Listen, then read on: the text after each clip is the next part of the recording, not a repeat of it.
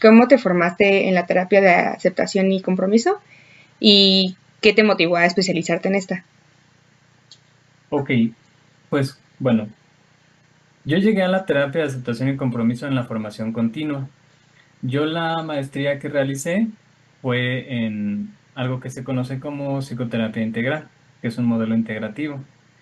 De este programa, a mí lo que me gustó más fueron las teorías cognitivas y las teorías conductuales. Por ello, seguí haciendo formación continua en TCC. En ese entonces, cuando yo terminé la maestría, hace como unos 7 años, no conocía sobre terapias de tercera generación. Fue hasta en la formación continua, hace un par de años, que encontré pues las más conocidas, que sería pues DBT, ACT y analítica funcional. Ahí yo empecé a ver, primero me había interesado más la dialéctica conductual, pero no le había puesto mucha atención a cómo estaba estructurado el modelo ACT. Ya cuando empecé yo a acercarme a través de internet, o sea, empecé a hacer búsquedas de cómo funcionaba el modelo, me llamó la atención. Yo me formé en terapia de aceptación y compromiso a través de entrenamientos que imparte uno de sus fundadores, que es Stephen Hayes.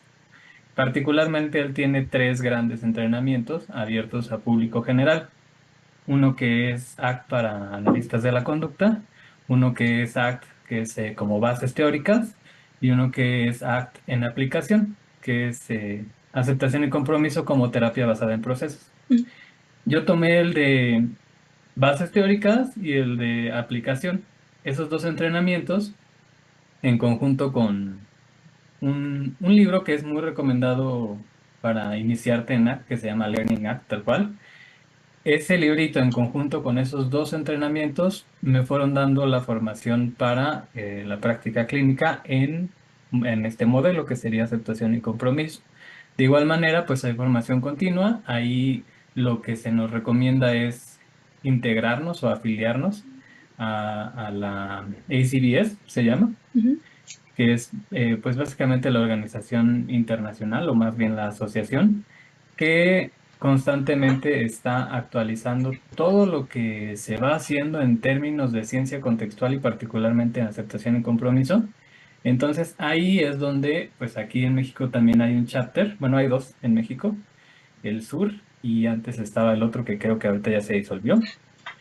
Ahí tenemos formación continua, ahí seguimos tomando pues seminarios, grupos de estudio, revisión de pares y todo eso. Entonces, básicamente para la formación en ACT, ese fue o este ha sido mi trayecto. Ventajas o diferencias de ACT en comparación con otros modelos, lo primero que yo diría es depende con qué modelos. Es decir, si comparamos ACT con otros modelos, pero dentro del mismo enfoque conductual, o con modelos de otros enfoques. Y si fuese con otros enfoques, pues la principal ventaja o diferencia posiblemente sea el nivel de evidencia que posee y la manera que utiliza al conceptualizar los casos, que tiene que ver con procesos específicos, particularmente procesos transdiagnósticos. El diseño de la intervención está basado no a lo mejor en un diseño protocolizado o basado en diagnóstico, y más bien es una perspectiva en la cual la conceptualización del caso se va construyendo conforme las sesiones. No significa que no tengamos una conceptualización base, a lo que me refiero más bien es a que se puede modificar respecto al contenido de las sesiones. La principal ventaja pues es el margen de eficacia que ha demostrado por los procesos que utiliza si lo comparamos con otros modelos de otros enfoques. Si lo hacemos respecto a otros modelos dentro de las terapias conductuales, al ser parte de las terapias de tercera generación, las de tercera se asimilan bastante a las de primera generación. De las que parten más o divergen más es de las de segunda generación, que son las denominadas popularmente cognitivo-conductuales. Ahí, al haber integrado distintas teorías de la parte cognitiva, pues mucho de lo que se busca en el trabajo en TCC es la modificación del contenido de ciertas cogniciones eh, para generar bienestar. En las terapias contextuales y particularmente en aceptación y compromiso no buscamos modificar el contenido de la cognición, buscamos modificar la relación con ese pensamiento. Esto ha demostrado mayor utilidad porque, bueno, a pesar de que la funcionalidad de modificar el contenido llega a propiciar el bienestar emocional, en muchos casos sostenido y muy bien evidenciado, en personas que tienen una tendencia muy fuerte a la cognición automática intrusiva o negativa. Algo que puede ocurrir muy comúnmente es que a pesar de que se haga la reestructura, la utilidad no dure mucho. A veces a la media hora, una hora, vuelve a aparecer el mismo contenido con la misma relación. Es decir, evoca la misma respuesta de malestar y todo esto. Entonces, en ACT lo que buscamos es modificar directamente la relación, no el contenido. Y eso representa bastante beneficio, sobre todo para personas con tendencias a pensamientos negativos muy recurrentes o intrusivos incluso, como podría ser las cogniciones obsesivas. Entonces es una gran ventaja. Y bueno, otra de las cosas que es muy, muy importante es el diseño de intervención orientada a generar bienestar a través de procurar áreas de reforzamiento, que serían los valores, o lo que utilizaríamos como el concepto valores, que en realidad es un lenguaje intermedio. Lo que estamos hablando son áreas de reforzamiento por consecuentes a largo plazo. Pero lo instruimos, o sea, como si fuese un área de reforzamiento, que puede ser cosas que a las personas les han demostrado en su experiencia de vida que les generan algún tipo de bienestar. Entonces, al ser un modelo orientado a valores, genera bienestar a veces incluso en el corto plazo. Entonces, por eso también es bastante útil. Y la última, a lo mejor, ventaja o diferencia que podría señalar es que el modelo A no está orientado como algunos otros modelos a lograr una especie de reducción sintomática, sino a generar bienestar. Entonces, es decir, en vez de tratar de reducir un comportamiento que particularmente nos está generando malestar, lo que queremos en gran sentido es amplificar los comportamientos que nos generan bienestar.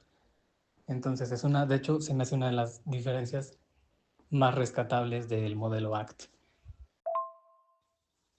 En lo personal, el compromiso en aceptación y compromiso lo visualizo como la posibilidad de generar suficiente voluntad para adherirnos a acciones que nos van a dar un efecto positivo a lo largo de nuestros días. Una palabra que viene a mi mente es adherencia. Adherencia a las cosas que sé que me acercan a cómo quiero vivir mi vida o a cómo quiero modelarme como ser humano. Entonces el compromiso juega este rol, es generar voluntad en el usuario para tomar acciones que, desde una perspectiva funcional, sean eficaces. Es decir, que los consecuentes traigan bienestar a mediano y largo plazo. No solo a corto plazo, porque gran parte de las estrategias de evitación o de control generan alivio o bienestar a corto plazo, pero no siempre son funcionales a largo plazo. Entonces, para estar dispuestos a generar un cambio conductual sostenible, necesitamos generar voluntad, y esa sería la parte del compromiso. ¿Qué papel juega la relación terapéutica dentro de la terapia ACT? Bueno, pues es un aspecto muy, muy importante. Ahí lo que nos interesa es notar, como, bueno, comentaba, hay dos raíces teóricas en aceptación y compromiso. Una es la teoría de los marcos relacionales y la otra es el contextualismo funcional, que ese sí lo comparten con las demás terapias contextuales. La manera en la que podemos ayudar a los consultantes en este modelo es formando parte de su contexto. Entonces, es importante porque vamos a estar buscando modelar los procesos de flexibilidad que buscamos. Entonces, si queremos que el modelo o la intervención sea eficaz a través de las propuestas que tenemos, como por ejemplo, apertura a la experiencia, atención al momento presente, autocompasión, identificar lo que es importante para nosotros, dirigirnos hacia ello. Entonces, vamos a requerir estar constantemente modelando eso a los consultantes, ¿no?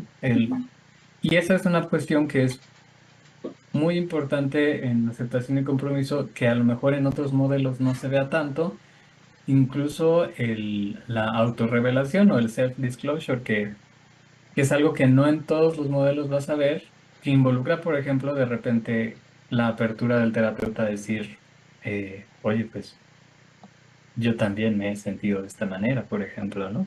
O yo ahorita tengo miedo, o yo ahorita siento esto, que es una parte de modelar apertura a la experiencia, ¿no? De una manera en la cual construimos un contexto en el cual sea válido y en el cual sea legítimo la expresión o la apertura a ciertos tipos de experiencia que en otros contextos sean a lo mejor restringidos.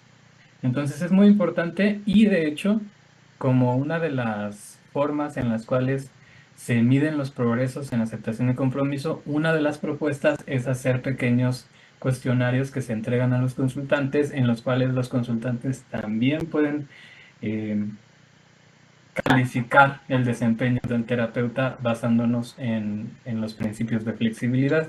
Entonces los mismos terapeutas pueden estarnos informando, ay, pues te sentí medio, no sé, a lo mejor como que no estabas muy presente, o a lo mejor como que ah, te costó trabajo hablar de ciertas cosas. Entonces es una interacción bastante horizontal. Y entonces ahí, precisamente la relación terapéutica cobra un papel central en la manera en la cual podamos lograr estos objetivos de flexibilidad. Tenemos ahí, por ejemplo, una idea o una metáfora en ACT que es las dos montañas. Usualmente se lo podemos compartir hacia los usuarios.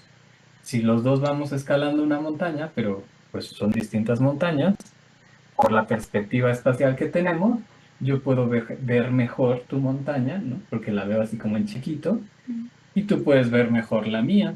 Entonces podemos estarnos informando de cómo vamos.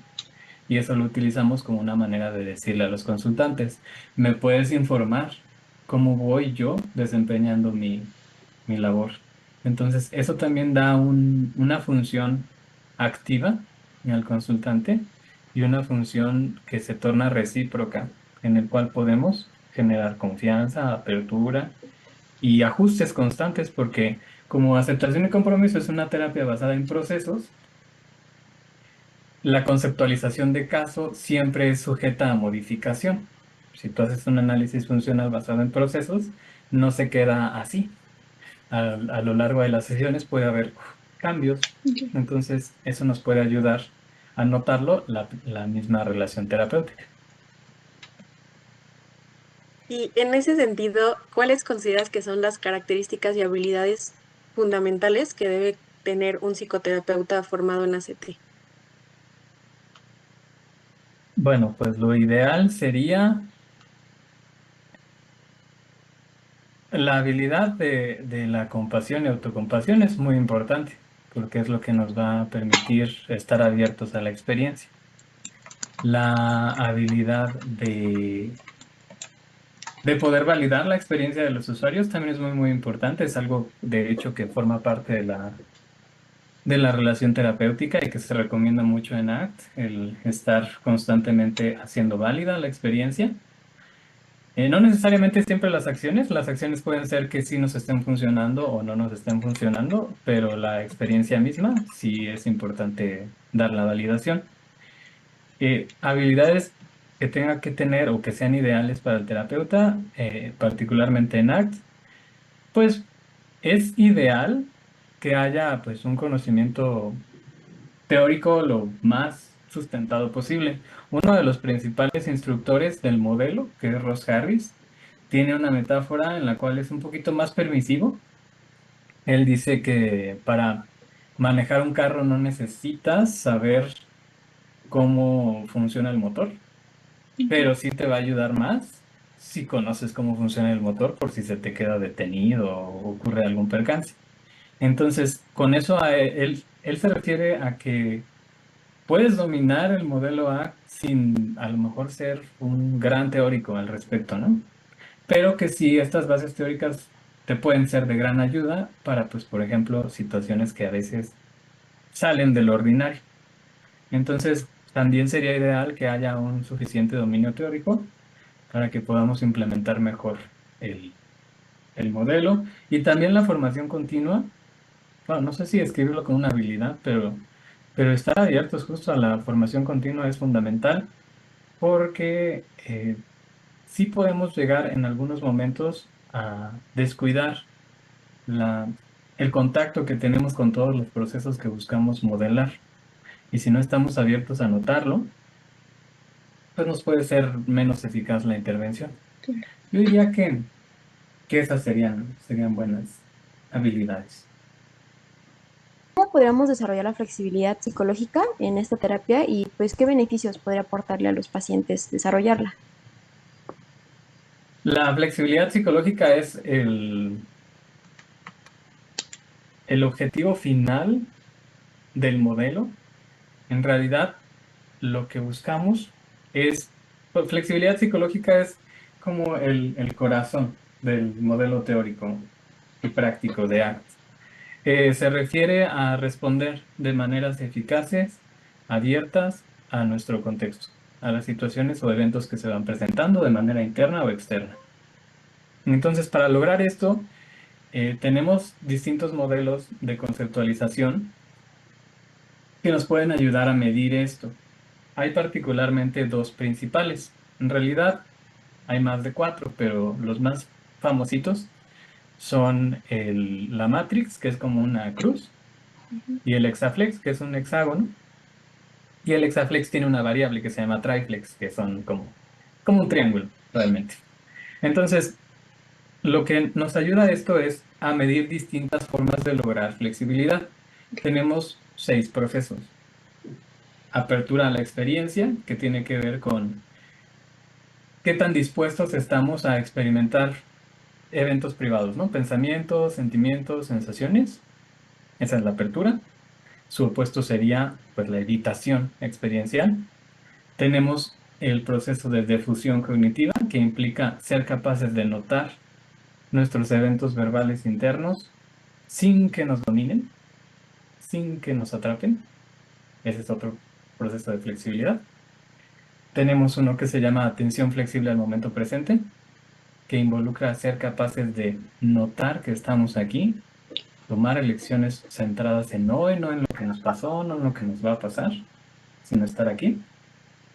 Hay un proceso que se llama yo como contexto, que involucra permitir que nuestra experiencia o los fragmentos de nuestra experiencia fluyan en nosotros sin fusionarnos con ellos. Es decir, si yo estoy enojado, puedo notar que estoy enojado, no soy yo el enojo, sino es algo que está pasando en mí.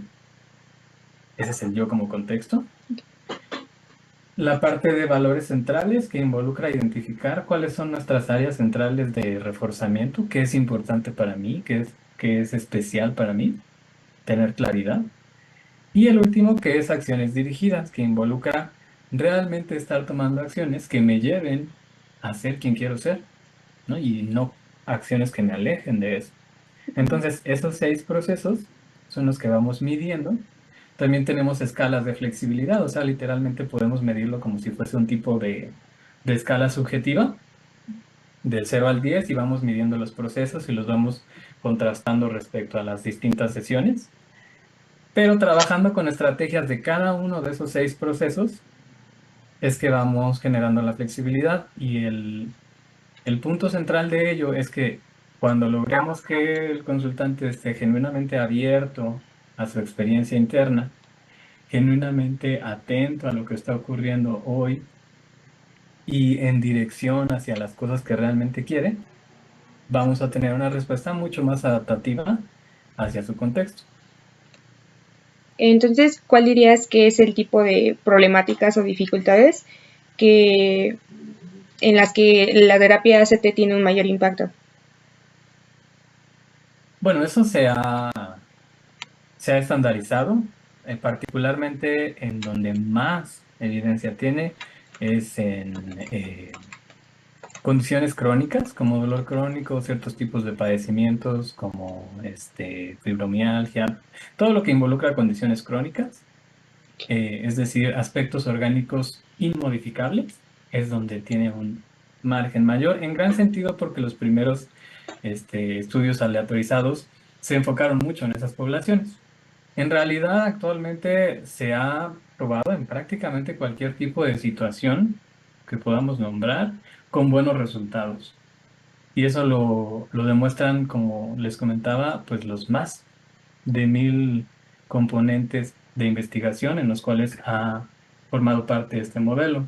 Entonces, pero particularmente te digo, o sea, tiene más evidencia, incluso en la APA tú puedes buscar aceptación y compromiso en la parte en la que dice fuerte evidencia de eficacia, van a notar eso, que son los de condiciones crónicas.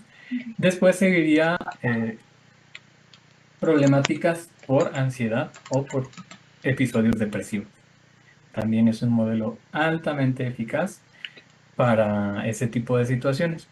Pero en general se ha estado llevando el modelo a todo tipo de situaciones que podamos imaginarnos, incluso psicosis. Y en todas han dado buenos resultados. Entonces, para responder a la pregunta, primordialmente podríamos decir ah, situaciones crónicas, problemáticas por ansiedad, problemáticas por episodios depresivos, Sí. pero en realidad se ha llevado a todo tipo de situaciones y en ninguna han dicho, sabes que esto no funciona. ¿Cuáles consideras que son los mayores desafíos que tiene este modelo? Un desafío que se me hace que puede tener como es como doble filo. La comunidad ACT a nivel global, desde sus inicios, eligió hacer del modelo un ejercicio libre. No están, los conocimientos de ACT no están legitimados o institucionalizados, no hay una organización particular que lo regule como por ejemplo la DBT, que Behavioral Tech es pues la gran casa de DBT, ¿no? Y ya de ahí todas son las chiquitas y si tienen reconocimiento de Behavioral Tech están bien y si no están mal. Acá en ACT no, o sea, en ACT es un modelo absolutamente libre para la población. En ese sentido, no hay como tal búsqueda de certificaciones particularmente emitidas por instituciones específicas y eso hace que el modelo pueda aprenderse de manera muy libre. El riesgo es que si bien podemos ingresar a asociaciones como la ACBS y llevar supervisión de pares, formación continua, etcétera, lo cual nos ayuda a notar que nuestra práctica está siendo eficaz, muchas personas podrían no hacerlo. Muchas personas podrían decir, pues yo hago ACT. ¿Por qué? Pues no sé, leí un libro. Ah, ok. Pero, ¿cómo sabes que sí lo estás efectuando de manera eficaz? Pues no sé, y nunca lo sabremos. Entonces, ese podría ser un reto que considero importante. Por una parte, se me hace una propuesta sumamente flexible e importante que haya un acceso libre al modelo. Eso se me hace sumamente rescatable. Por otra parte, pues creo que puede tener el riesgo de que no haya personas que a lo mejor ni siquiera tengan el conocimiento. Hay varias personas, a veces también doy workshops sobre este modelo. Hay muchas personas que no tienen noción de que pueden afiliarse a este tipo de asociaciones. Entonces nunca lo sabrán, pero en realidad es la mejor manera de poder llevar una práctica consistente porque estamos en contacto con las demás personas que hacen este tipo de modelo y nos puede ayudar a tener pues nuevos conocimientos al respecto, actualizarnos, incluso supervisarnos mutuamente. Entonces, ese creo que es un reto, el que muchas personas pudieran decir, pues, ya hago ACT y ya, ¿no? Entonces, no hay mayor tema. Ok. ¿Cómo es que tú puedes aplicar bueno, cómo aplicas la supervisión en tu práctica profesional? ¿Cómo es que, bueno, si me puedes contar un poquito más cómo es esta supervisión que tú realizas en la terapia? Sí, pues la intención de supervisión clínica en ACT es la supervisión de pares. En este caso, en vez de utilizar un esquema como a lo mejor en otros modelos de el terapeuta con más experiencia le checa que sí esté haciendo bien las cosas el que no tiene tanta experiencia, aquí en realidad es como pares, ¿no? De manera plenamente horizontal. Llevamos a cabo una presentación de caso. Entonces, ¿qué pueden ser yo te comparto cómo estoy trabajando este caso, tú me compartes cómo estás trabajando otro caso. Y entonces en la conceptualización del mismo, vamos mutuamente viendo. Ah, mira, entonces aquí parece como que hay demasiada fusión cognitiva con esta historia. Tu consultante a cada rato está actuando basándose en esta narrativa, ¿no? Ah, ok, sí, no lo había notado. O viceversa, ¿no? También puede haber... mira, yo, por ejemplo, habría trabajado más bien un ejercicio de acciones dirigidas en vez de un ejercicio de apertura a la experiencia. A lo mejor le va a ayudar, por eso tal vez no está animándose a salir. Entonces, esta supervisión es a través de los mismos procesos que medimos de flexibilidad, lo hacemos en pares. Puede ser uno a uno o puede ser en grupo, pero es lo más recomendable llevar la supervisión de pares para que pues podamos justamente de repente, si algún caso en particular nos está suponiendo un reto muy específico, pues llevarlo a una supervisión que, reitero, no tiene esta lógica como vertical de yo te digo que estás haciendo mal, sino una toma de perspectiva. ¿Qué has aprendido de tus pacientes y a lo largo de tu carrera terapéutica, no?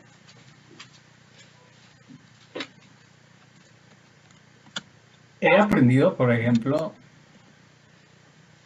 lo rápido que se pueden hacer cambios cuando hay suficiente voluntad de hacerlos. Eso es algo que yo he puesto mucho en perspectiva. Con este modelo, a mí me es muy enriquecedor ver cambios a veces que parecen insospechados. Ayer mismo, como a esta hora, en una sesión que estaba llevando a cabo, una consultante me compartía, oye, mi psiquiatra y neuróloga me pidieron tus datos porque no les parece lógico que haya habido ese progreso en este rango temporal. A mí se me parece lógico porque ha habido mucha voluntad por parte de esa consultante a llevar a cabo esos procesos. Pero eso es algo que yo aprendo, digo, yo mismo, por ejemplo, aplicando a mi vida los procesos o los cambios que quiero, siento que a veces voy como lento. De repente veo a consultantes que, o sea, dan un salto impresionante de constancia y he visto con varias personas cómo cuando realmente tienen esa apertura a decir, quiero modificar las cosas, logran así cambios súper, súper rescatables. Entonces es algo que aprendo mucho de las personas a quienes atiendo, la capacidad humana que existe para generar cambios, para adaptarse, para modificar esquemas de comportamiento. Y eso es algo siempre muy enriquecedor. Y el valor que involucra justo el abrirse a veces, ¿no? De repente ver personas que llevan toda su vida con un constructo de yo no voy a vulnerarme con nadie, y de repente ver que un día dicen va, pum, y lloran, ¿no? Entonces es notar cómo existe esa posibilidad o ese valor, esa valentía de exponernos al cambio. Todo eso creo que es algo que aprendemos constantemente en este modelo, porque trabajamos mucho con la vulnerabilidad, con el cambio, con lo que realmente es importante para cada persona, que es único y que no necesariamente es compartido. Entonces, es algo que aprendo mucho. Creo que yo lo definiría como eso, la capacidad tan grande que existe para generar cambios. ¿Cómo trabaja este modelo con las variables sociales como lo es la discriminación, la misoginia, el racismo y cosas de ese estilo? Al igual que las demás terapias contextuales, un análisis o una evaluación funcional idealmente involucra factores que van desde lo intrapersonal, que son aspectos a lo mejor aprendidos, pero también los aspectos o las variables ambientales, que pueden ser justamente sociales, culturales o históricas. Y también hay variables de contexto histórico internas, ¿no? Como que es el historial de aprendizaje. Pero necesitamos integrar precisamente todo lo que favorece o dificulta la aparición de un comportamiento. Muchas de esos factores pueden ser sociales, pueden ser esquemas justo de maltrato, de injusticia, limitaciones económicas. Entonces tenemos que considerarlo porque, de hecho, eso es algo muy valioso que aportan las terapias contextuales. La dinámica de muchos modelos previos venía obviamente como siguiendo el aspecto de la medicina, ¿no? Con la misma lógica individualista en el cual el problema está dentro del individuo, entonces algo hay mal, y si no está en lo orgánico, está en tu pensamiento. Algo estás pensando mal, entonces vamos a cambiar cómo piensas y de esa manera se soluciona. Pero con la integración de esta filosofía de la ciencia, que es el contextualismo funcional, ubicamos a los usuarios como organismos en interacción con su medio, y entonces todo su medio va a estar influyendo en las respuestas que emite.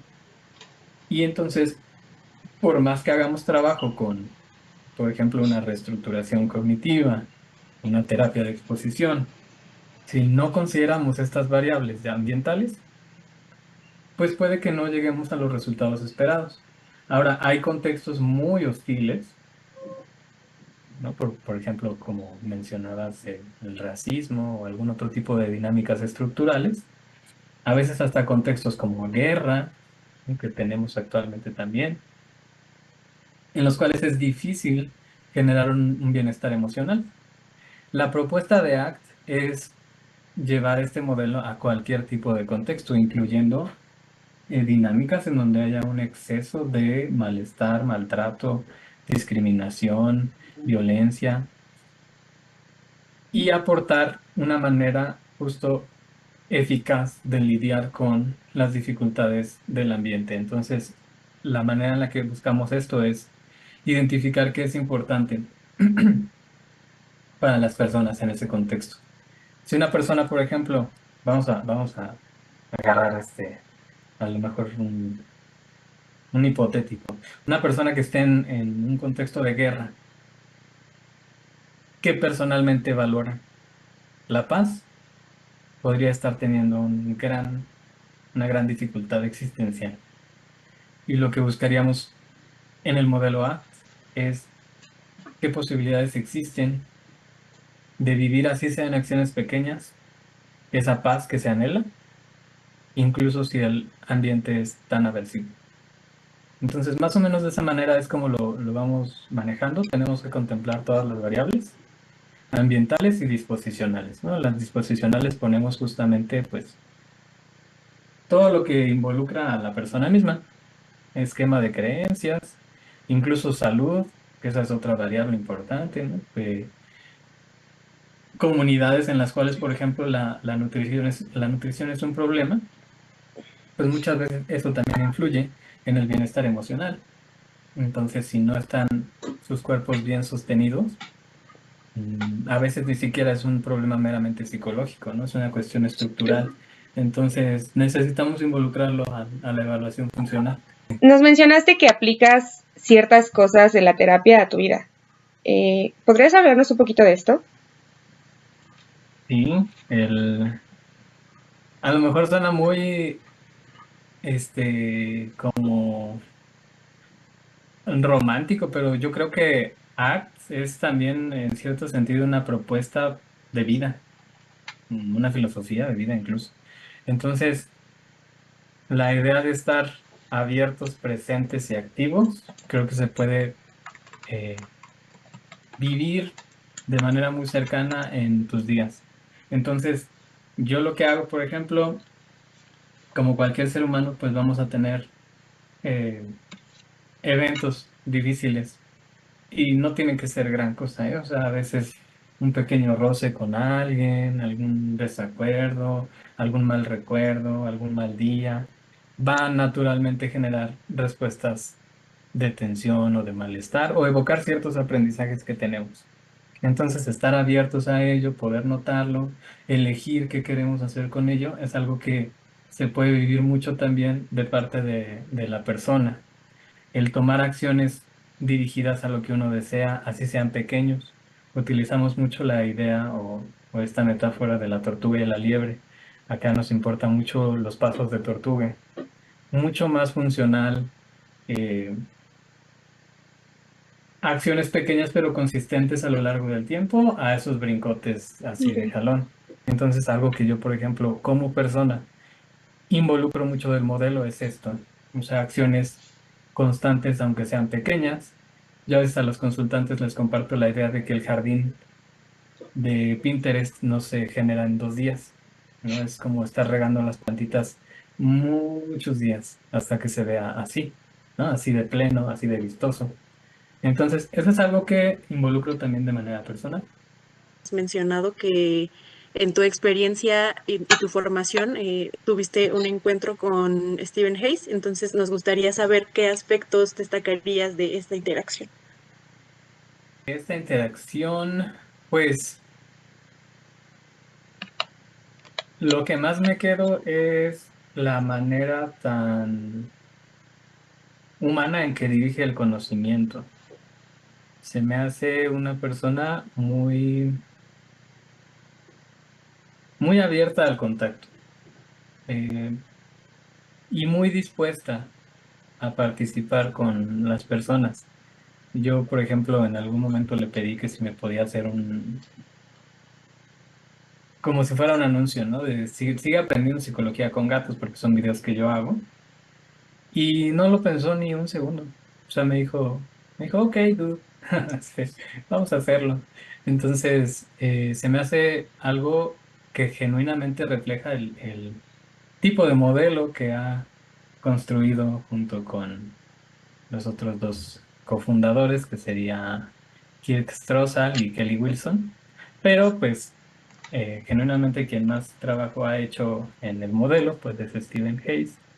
Entonces, algo que yo me quedo es notar cómo hay una idea muy importante que utilizamos en el modelo, que es, no es lo mismo hablar de ACT que hacer ACT. Entonces, se refiere a que a veces agarramos como la teoría y medio la aplicamos, pero no la vivimos. Entonces, algo que consideramos que es fundamental para una buena práctica en aceptación y compromiso es hacer acts, ¿no? O sea, más allá de las palabras o de las teorías, genuinamente vivir el modelo, ¿no? Estar abiertos, estar presentes, tomar acciones. Y creo que lo que más me quedo es eso, verlo reflejado en él.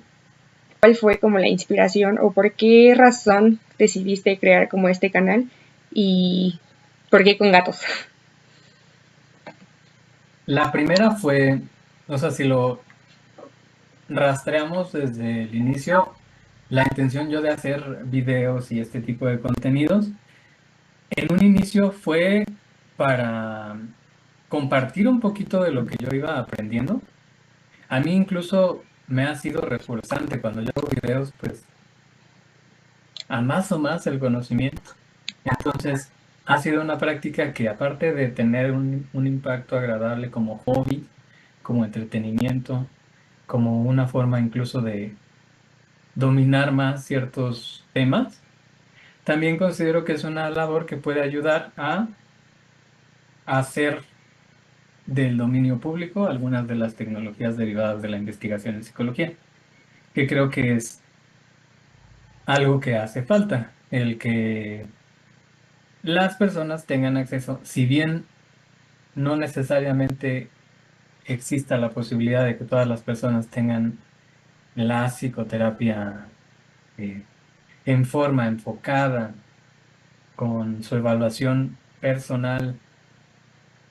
De repente, el compartir este tipo de recursos como alguna estrategia, algún fragmento teórico, alguna metáfora que pueda ayudar a plantearse a sí mismos o sí mismas en su propia vida, el dar eso de manera libre creo que es una función enriquecedora también. Y la manera en la que llega a los gatos fue porque, bueno, de entrada yo venía haciendo videos pues de otro tipo, ¿no? Compartiendo en otra forma de recursos la información. Hubo particularmente alguna vez que se me ocurrió que la manera más sencilla de transmitir una idea eh, era como si pusiera un ejemplo. Particularmente la pregunta que me hicieron aquella vez fue cómo se veían estas sintomatologías de ansiedad y de depresión al mismo tiempo, o cómo iban de la mano. Entonces dije, no sé cómo plantear esto sin un ejemplo. Entonces lo que yo pensé fue poner como una maquetita, ¿no? Van de la mano porque a veces justamente la respuesta ansiosa, natural, orgánica, nos lleva a sentir pues la tensión de detenernos o de escapar o de planificar en exceso, y eso nos va deteniendo, nos va alejando de las cosas porque nos tornamos muy receptivos. Entonces empezamos a ser evitativos, y al ser evitativos vamos dejando de hacer las cosas que nos gratificaban, entonces nos vamos sintiendo mal. Entonces, ¿cómo explicaba eso? Yo decía, bueno, pues como con una personita que está viviendo eso, como no tenía muchos recursos para hacer eso al momento, y lo que tenía a la mano eran esos gatitos, dije, pues los voy a hacer con esos, y tuvo una buena respuesta. Entonces dije, pues creo que puede funcionar el seguir haciéndolo de esta manera. Y sí, es una forma amigable, es una forma que le resta a lo mejor tensión a ciertos temas, que hace incluso agradable el ciertos contenidos, el decir, pues, los videos de gatos en general en internet son brutales, ¿no? O sea, siempre, yo recuerdo desde hace muchos años que de repente había en YouTube así compilados de gatos así haciendo cosas chistosas o cosas por el estilo. Entonces, usualmente es un recurso bastante amigable. Entonces, a mí toda mi vida me han gustado mucho los gatos. Soy súper fan desde niño. Entonces, por eso consideré que podía utilizar ese aspecto, que es a la vez algo que conecta con mi historia, porque me gustan los gatos, y a mucha gente le gustan los gatos, y funcionó bien. Entonces, por eso es que decidí seguirlo haciendo de esa forma. ¿Qué nos recomiendas a los estudiantes de psicología que, tanto para nuestra formación como terapeutas, y en dado caso que a alguien le interese la terapia ACT, qué le recomendarías a un estudiante de psicología? Lo que el consejo más útil que creo que puedo darle a cualquier persona que se quiera involucrar en la clínica es identificar un área particular de interés. Puede ser una población específica o una problemática específica. Vamos a decir, depresión en jóvenes o trastornos por ansiedad en adultos jóvenes, o este, situaciones relacionadas a fobias, o manejo del enojo en las infancias. O sea, un área que sea como particular, que sea de interés para la persona. Muchas veces el área de interés puede ser un poco autorreferencial, incluso hay algo de importancia ahí, pero ubicarla, porque eso va a tener dos componentes funcionales. Uno es hacer más ligero el proceso de adquisición de conocimiento, porque es algo que te importa, es algo que te interesa, y vas a hacerlo mejor por eso. La segunda es porque, a pesar de que incluso antes de entrar a una formación terapéutica, yo puedo empezar de manera autodidacta a conocer cuáles, ahora con todos los recursos que tenemos a disposición, cuáles son los modelos que mejor trabajan este tipo de situaciones. Y yo puedo empezar a hacer caminito desde antes. Yo puedo ir aprendiendo todas las bases teóricas, todas las aplicaciones técnicas. Yo puedo empezar a dominar un área desde antes. Que eso es algo, yo tiendo a dar este consejo porque, al igual que muchas personas, muchas y muchas terapeutas, a mí me tocó vivir el que no había tanta información justo de psicología basada en evidencia. Entonces íbamos con lo que nos daban sin cuestionarlo, sin ponerlo en perspectiva. Entonces, eso a muchas personas nos hizo perder años que pudimos haber tomado en una formación más adecuada. Entonces, por eso mi sugerencia es, uno, agarrar esta área y empezar a dominar desde la base teórica, poco a poquito, porque es como yo le digo a las personas, para cuando lleguemos a lo mejor 5 años, En vez de que sean 5 años como muchos nos las aventamos de que estudiamos por acá y esta otra cosa y esta otra cosa. Ya son 5 años de hacerte prácticamente un especialista en esa situación. Y eso te da un valor alto frente a la competencia laboral. Es decir, yo soy súper bueno o súper buena en trastornos por ansiedad. Entonces, eso va a verse reflejado en el trabajo que cada uno hagamos y eso también se va a ver reflejado en, pues, cuántas recomendaciones van a haber y ese tipo de cosas. Entonces, ese es eh, la primera sugerencia que yo daría. Y la otra es para ACT en particular. Yo siempre voy a recomendar de primera cuenta los entrenamientos de, pues, de los grandes pilares del ACT, que son los entrenamientos de Stephen Hayes, los entrenamientos de Kelly Wilson, los de Kirk Strossal y ahora los de Ross Harris. Eh, si existe la posibilidad de tomar alguno de ellos, sea on demand, porque también tienen sus plataformas como SiteWire o Praxis. Si existe la posibilidad, no creo que haya mejor manera de adentrarse en ACT que de estos grandes pilares. Ahora, si no existe la posibilidad, porque son entrenamientos de 7,000 pesos a 15,000 pesos, a veces puede ser grande la demanda. También hay muchos otros pequeños institutos que están dando workshops en ACT, y todo suma en términos de ACT. Si es ACT para esto, ACT para esto, ACT para esto, estamos en el mismo canal. Entonces, cada uno de esos workshops va a sumar a la formación. Hay un libro que yo considero que es fundamental, que es el de Learning Act, pero también, si estamos así de inicio, así de cero, no tengo ni idea de nada que tenga que ver con ACT, este que tiene Ross Harris de Make It Simple, o ya está también traducido como el Hazlo Simple, fundamental, porque es la manera más amigable que yo conozco de acercarse a aceptación y compromiso. Ahí, por ejemplo, una persona podría decir, ah, sí me gustó, no me gustó. Si empieza a leer el Hazlo Simple, ahí va a decir, ah, sí, esto me apasiona, y entonces yo le sigo. O si no, fue su modelo, bueno, pues ya lo conocieron, ¿no?